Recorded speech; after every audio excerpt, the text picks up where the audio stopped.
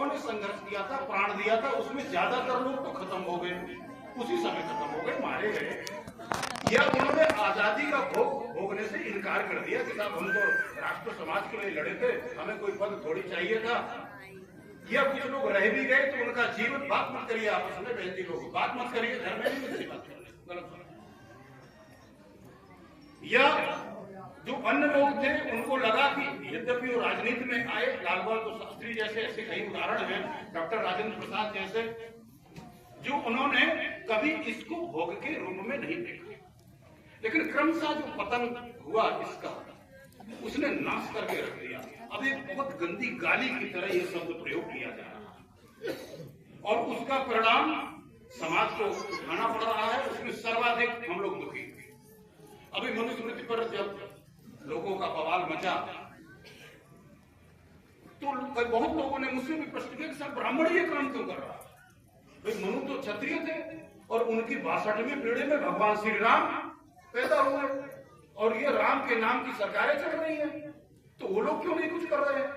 राजस्थान के हाईकोर्ट में महाराजा मनु का आज भी भव्य प्रतिमा लगी हुई है और सुप्रीम कोर्ट के अभी हाल में भी जो जजमेंट है, उन्होंने भी महाराजा मनु, एक मुस्लिम जज है सुप्रीम कोर्ट को, उन्होंने महाराजा मनु को कोर्ट किया। वो करेंगे, अकबर की स्मृति को कोर्ट किया जाएगा, पाराशर स्मृति को कोर्ट किया जाएगा, मनुस्मृति को कोर्ट किया जाएगा, क्योंकि जो हमारा संविधान बना है डॉक्टर मियां राव साहब ने पूरा तैयार करके सौंपा है एक तरह से एक कमेटी को, उसमें तो उन्होंने इन्हीं सब चीजों को लेकर के आगे बढ़े।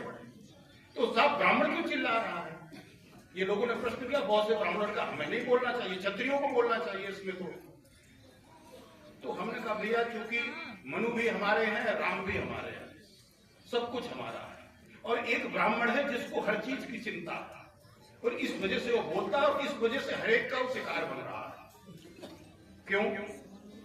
इसके पीछे बहुत बड़ी साजिश है और अंतरराष्ट्रीय स्तर की साजिश है, जिसमें हमारे राष्ट्रीय लोग भी स्वार्थवश या अज्ञानतावश या जानबूझ करके पड़े हुए। ब्राह्मण को अपमानित कर देने से जो हो रहे लगातार, अप्रासंगिक कर देने से जो हो गए राजनीति में करीब करीब, और उनको विदेशी कह देने से कि ये तो यहाँ के थे ही नहीं। हमारे जितने भी ग्रंथ हैं, हमारी जितनी भी धरोहर है, सबकी सब झूठी हो जाएगी, अप्रमाणित हो जाएगी। और हो रहे हैं ग्रंथों के साथ हमारे क्या हो रहा है? क्योंकि इन ग्रंथों के जो रचनाकार हैं वो तो हमारे ऋषि मुनि हैं, हमारे पूर्वज हैं। तो जब हम ही गड़बड़ तो हमारे पूर्वज बिल्कुल गड़बड़ हो तो विदेशी हो हैं। तो उनके द्वारा जो कुछ भी लिखा गया वो काहे को सही होगा? यानी हमारे सारे ग्रंथ जो है निशाने पर, जितने भी ग्रंथ हैं, वेद हो या पुराण हो, जो भी वेद जितने भी ग्रंथ हैं, स्मृतियां हैं, सूत्र हैं, सब के सब, और उनके प्रमाणित होते ही हमारे सारे देवी देवता भी खत्म, क्योंकि हम देवी देवताओं को लाएंगे कहां से? आप वाल्मीकि रामायण, रामचरितमानस या राम से संबंधित ग्रंथों को नहीं पढ़ेंगे तो भगवान राम के चरित्र कैसे जानेंगे? राम कौन थे, कैसे पैदा हुए, कैसे बन गए, कैसे मां सीता का हरण हुआ, कैसे रावण का मरण हुआ, कैसे जानेंगे? श्रीमद् भागवत, महाभारत, गीता आदि ग्रंथ नहीं होंगे तो भगवान श्री कृष्ण को आप कहां से लाओगे?